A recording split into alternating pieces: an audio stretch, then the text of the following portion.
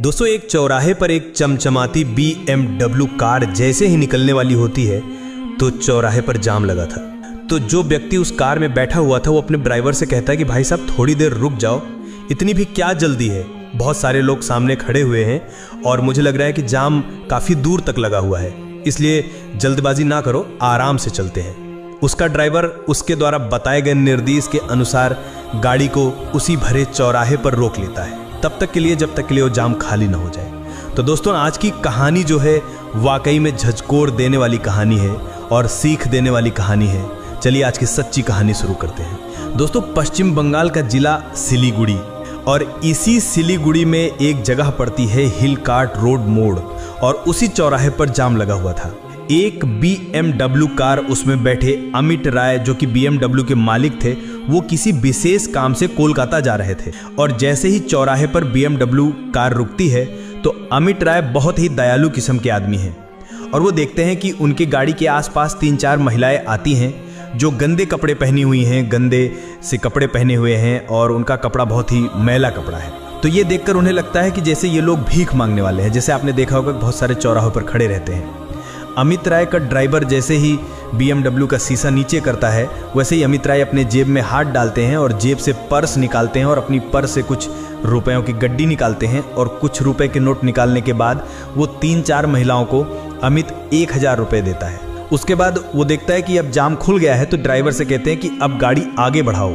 जैसे ही गाड़ी आगे बढ़ती है, बढ़ने वाली होती है, दोस्तों अमित राय देखते हैं कि उनकी खिड़की के पास एक महिला खड़ी है जो लगातार उनकी खिड़की पर हाथ मार रही है और करीब बाबूजी हमें तो आपने कुछ दिया ही नहीं। अमित राय जब शीशे के अंदर से उसे देखते हैं तो उन्हें ऐसा लगता है कि जैसे ये इस महिला को जानते हैं, पहचानते हैं। अमित राय तुरंत अपनी कार का शीशा नीचे करते हैं और वो महिला राय के पास चलकर आती है और अपना सर उस कार के अंदर डाल देती है और अमित राय से कहती है कि बाबूजी आपने तो मुझे कुछ दिया ही नहीं।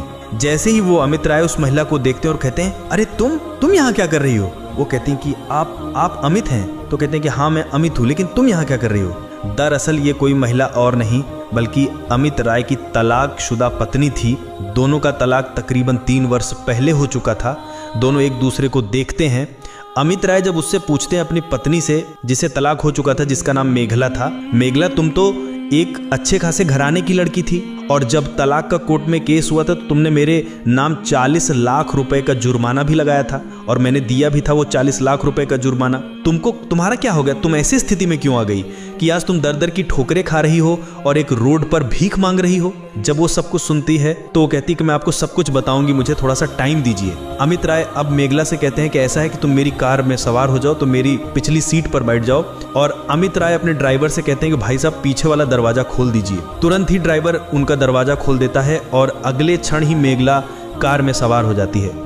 जैसे ही वो कार में सवार होती है, वहां के कुछ लोग जो दुकानदार थे, उन्हें लगता है कि कोई बड़ा आदमी एक महिला को, एक गरीब महिला को एक भिखारी समझकर कहीं गलत काम के लिए तो नहीं किडनैप कर ले जा रहा है।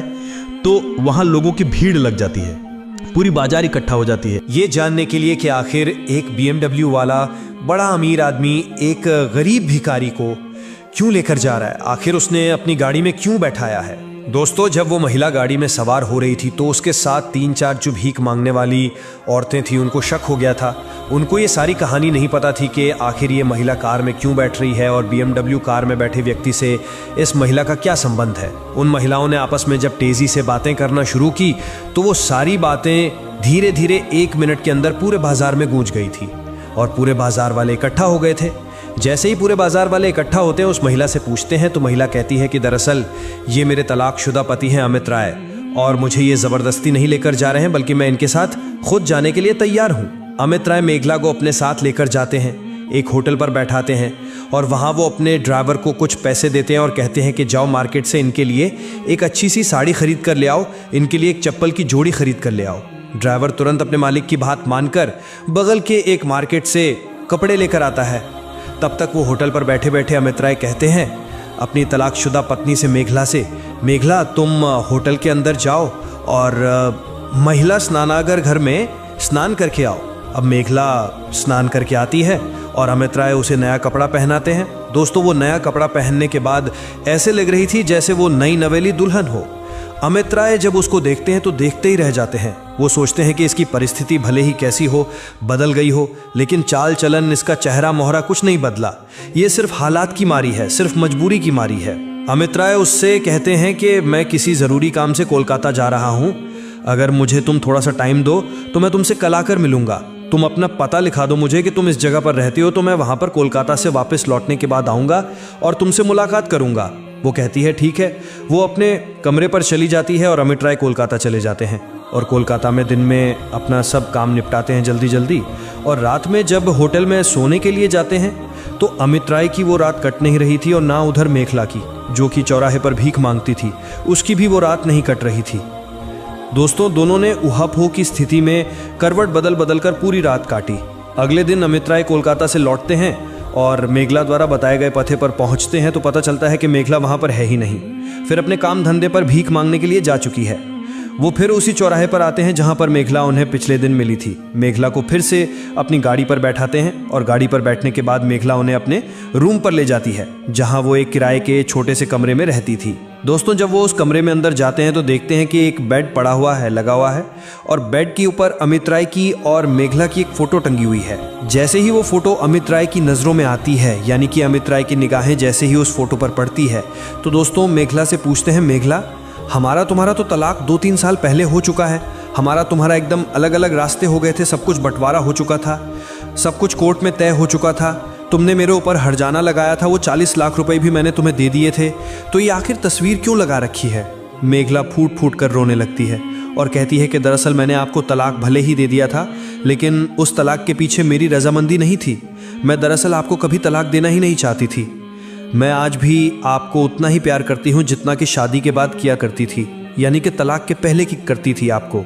अमित राय कहते हैं कि फिर तुमने तलाक मुझे क्यों दे दिया? तब वो पूरी कहानी बताती है। वो कहती है कि दरअसल मेघला के एक जीजा होते हैं, मेघला के पिता होते हैं और मेघला का एक भाई होता है। अमित राय एक बड़े बिजनेसमैन थे, उनके पास बहुत सारी संपत्ति थी, अकूत धन था और अमित राय अपने माँ बाप के इकलौते बेटे थे। तो अमित राय की जब शादी हुई थी तो मेघला के घर वालों से मेघला के जीजा जो थे विश्वजीत दत्ता, वो लोग रिश्ते अमित राय के यहाँ जब देखने गए थे तो देखते हैं कि इनके यहाँ सब कुछ भरा पड़ा है, ये तो बहुत बड़े रईस हैं, इनके पास बहुत सारी धन दौलत है। तो वो लोग सोचते हैं कि हमें चाहे जो करना पड़े भले ही, लेकिन लड़का इकलौता है, हम शादी इसी के यहाँ करेंगे। और लास्ट में होता भी वही है, शादी अमित राय से ही करते हैं। और जब शादी हो जाती है तो चूंकि जो जीजा था ना, वो बहुत ही लालची टाइप का आदमी था और वो जो कहता था वही मेघला के ससुराल में मान्य होता था, यानी मेघला के माता पिता और भाई मानते थे। जब मेघला दुल्हन बन के अमित राय के घर जा चुकी थी तो जैसे जैसे 1-2 साल रिश्ता चलता है, उसके बाद धीरे धीरे देखते देखते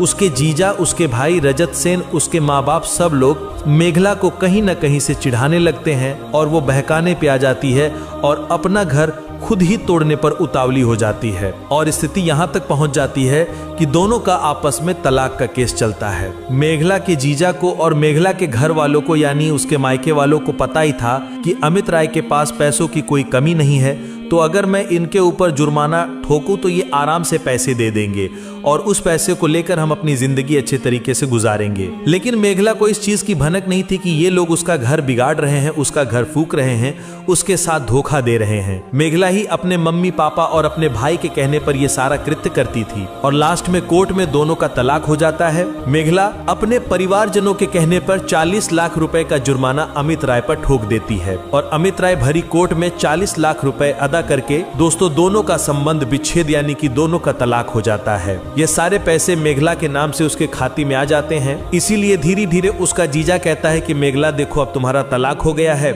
मैं तुम्हारी शादी करा दूंगा। ऐसे तुमसे कोई शादी नहीं करेगा क्योंकि तुम तलाकशुदा हो, तो तुम्हें सबसे पहले अपना एक छोटा सा घर बनाकर बनाना होगा, एक फ्लैट, एक जमीन खरीदना होगा जिसमें कोई भी लड़का या कोई भी परिवार लालच में आकर तुमसे शादी करने के लिए तैयार हो जाए। यानी कि उसका जीजा और उसके घर वाले उससे लाखों रुपए प्लाट के नाम पर ले लेते हैं और लास्ट में उसे कुछ नहीं मिलता है और धीरे धीरे पूरे पैसे मेघला के खा जाते हैं। और जब मेघला के पूरे पैसे खत्म हो जाते हैं तब तक मेघला का इकलौता भाई, जिसकी शादी हो चुकी थी, और शादी होने के बाद जब उसकी पत्नी आ जाती है तो वो कहती है मेघला से बहुत ज्यादा जलन रखने लगते हैं और मेघला उसको फूटी आंखों भी नहीं सुहाते हैं। मेघला अब अब बड़ी हो चुकी थी। जब उसकी शादी हुई थी तो शायद वो मैच्योरिटी अवस्था नहीं थी कि जो चीजों को समझ पाए, लेकिन दोस्तों अब मेघला सब कुछ समझ पा रही थी, सब कुछ जान चुकी थी, लेकिन बहुत देर हो चुकी थी। उसने अपने हंसते खेलते परिवार में अपने हाथों से आग लगा दी थी। जब उसका पैसा खत्म हो जाता है तो मेघला का भाई और मेघला के माता पिता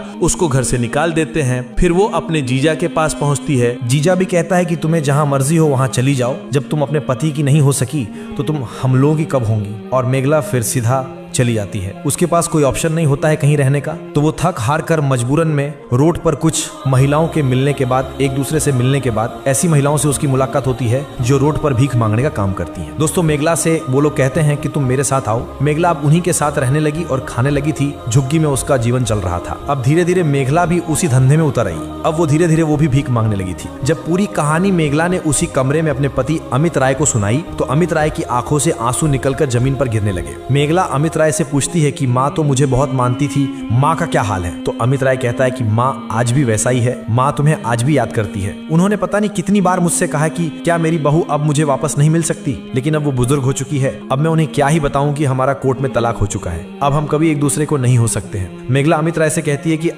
अगर दिल सच्चा हो, मोहब्बत सच्ची हो और इरादे नेक हो तो हम अभी भी एक हो सकते हैं। अमित राय कहता है नहीं, कानूनी तौर पर, धार्मिक तौर पर हम हर तरीके से अब अलग हो चुके हैं। इतना कहकर वो कुछ पैसे निकालता है और कहता है कि ये पैसे रखो, हर महीने का जो तुम्हारा खर्चा होगा उसे मैं देता रहूंगा, मुझसे लेते रहना, लेकिन मैं तुम्हें अपने साथ नहीं ले जा सकता हूँ, नहीं रख सकता हूँ। तो मेघला को पैसे देता है, मेघला को, और अपनी कार BMW में बैठ जाता है। जैसे ही वो कार सवार हो जाता है मेघला उसके पाँव पकड़कर रोने लगती है और अमित राय का भी दिल पिघल जाता है। वो कहते हैं कि एक बार मुझे अपनी सासू माँ से बात करा दो। अमित राय अपनी जेब से अपना मोबाइल निकालते हैं और तुरंत अपनी माँ को कॉल करते हैं और कहता है कि माँ मेघला मिल गई, मेघला से बात करना है। जैसे ही उसकी माँ ये बात सुनती है, यानी कि उसकी बहू मेघला आज कितने दिनों बाद उसके बेटे को मिली है, वो तुरंत अपने बेटे से तपाक से बोल पड़ कहती है कि बेटा बात कराओ मुझे बहू से। अमित अपने फोन को अपनी तलाकशुदा पत्नी मेघला को पकड़ाता है। अब सास और बहू दोनों एक दूसरे से काफी बात करते हैं और अमित राय की माँ सुप्रिया देवी उससे कहती है कि ऐसा करो कि तुम बहू को सीधा घर वापस लेकर आओ।